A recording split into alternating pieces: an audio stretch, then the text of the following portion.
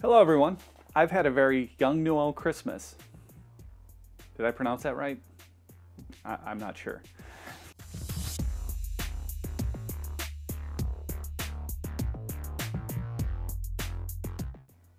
Hello everyone.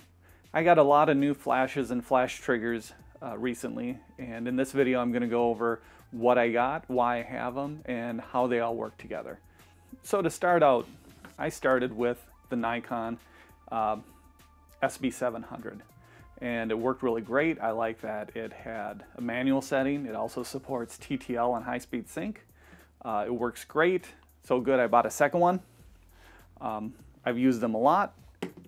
Two downsides though to them. First, they're expensive, about $320 each, which makes it kind of tough when you drop them. Also, they only trigger by optical slaves. So in order to use these with the Nikon Creative lighting system, this little optical slave has to be pointed towards the camera or the trigger, whatever you use, which can be a drawback in more complicated setups.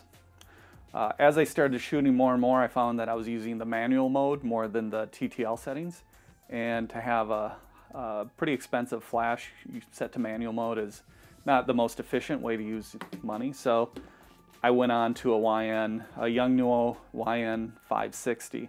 Now this is a total manual flash. This is the 4 version. I started out with 3, liked it so much when that one died I bought the 4. These work great for manual flashes. They're under $100 each. They just work. I love them for doing studio. As a matter of fact, I like them so much. I bought 2 more.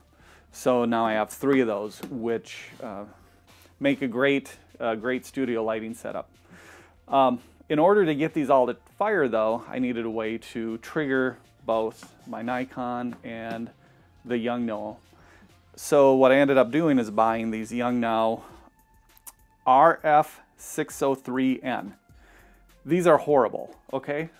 They work, but if you look here, the on and off button is right there. And if you put your Nikon flash on it, it covers up the button. So they're totally useless. Also, the other problem with it, this little button you'd think would test fire, it doesn't. It does nothing. So if you're looking at triggers, Yongnuo makes a version 2 of that. So this is the RF603N version 2. And as you can see, they moved the on and off button to the side. That's a pretty big deal. It also comes with a transmit and a receiver mode. And in this model, this button will trigger the flashes. So if you're metering and you're walking around, you can actually trigger the flashes with that. These are great. The original version, horrible. Avoid them. So this Christmas I got 2 of the new YN-560 flashes, and I also got this. This is the YN-560 TX controller. So this is going to replace these triggers that I have for the Yongnuo YN-560s.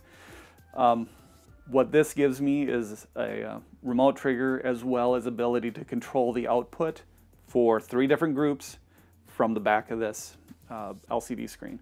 So now I don't have to go around to each flash and set the power on the back. I can do it all right from my camera, which is going to be very efficient. As you can see, I've set these up with A, B, and a C group, so I can set them all independently of each other.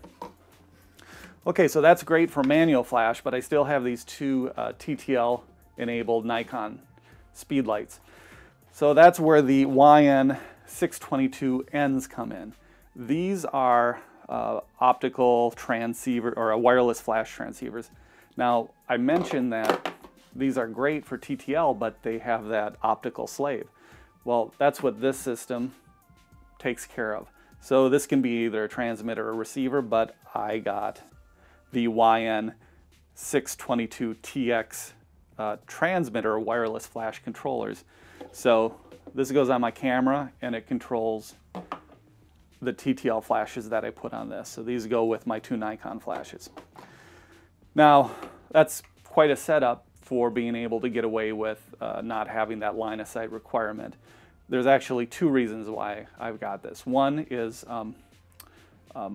to be able to trigger them remotely without having that line of sight requirement.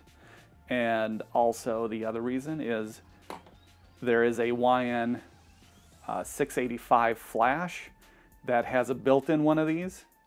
It supports TTL, high-speed sync, and it's for around $100. So it basically replaces this setup for around $100, which is really a great deal. The nice thing about this, what sets this YN-622 apart from the YN-560 is that this supports TTL flash, so through the lens metering, and high-speed sync. One of the confusions around this is this system has to work with TTL supported flashes. So I cannot put this Yongnuo YN-622N transceiver on one of these manual flashes and get TTL to work. That doesn't work that way. This has to tie into a TTL supported flash, either Nikon. There's the same setup for Canon as well. I think it ends in a C instead of an N. I don't know about other brands, but that only works with the TTL enabled flash, either Nikon or the Yongnuo YN-685. So I hope that helps understand what this numerical soup is, the difference between all of these different models of flashes, and why you might be interested in them. I will have a more in-depth review of each one of these and maybe a demonstration on how to set them up and use them.